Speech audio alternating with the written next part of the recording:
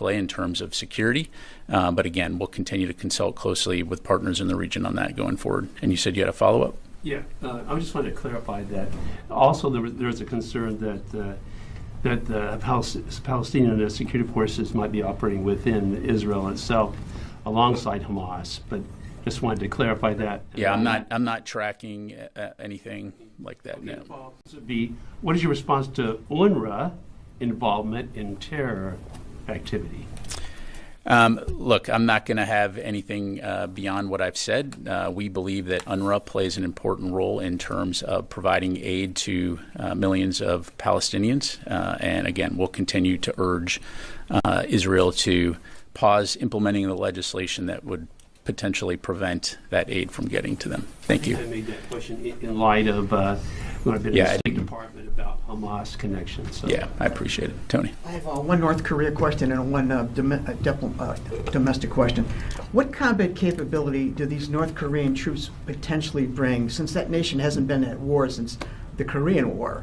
Are these artillerymen, logisticians, some of their feared special forces?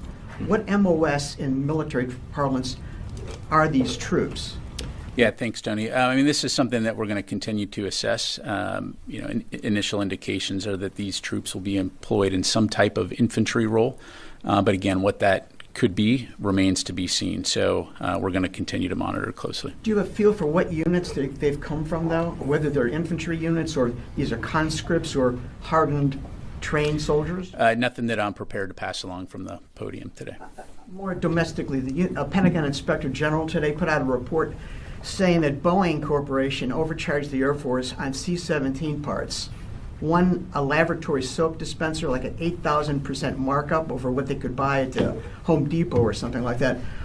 You've heard these tales before. Is this an example of price gouging? And what's the Pentagon's response to this report in terms of how well the Pentagon and the Air Force are managing tax dollars? Yeah, thanks, Tony. I'm certainly aware of the IG report, its findings, and its recommendations. I'm not going to offer a further characterization of the report or the specific contracting actions that it refers to. I will say that the Air Force, the Defense Contracting Management Agency, and the Defense Pricing, Contracting, and Acquisition Policy Office all provided responses to those recommendations, which are reflected in the report. So beyond that, I'm not going to have any additional information to provide. Yeah, I'm not going to have any more to characterize it. Tom.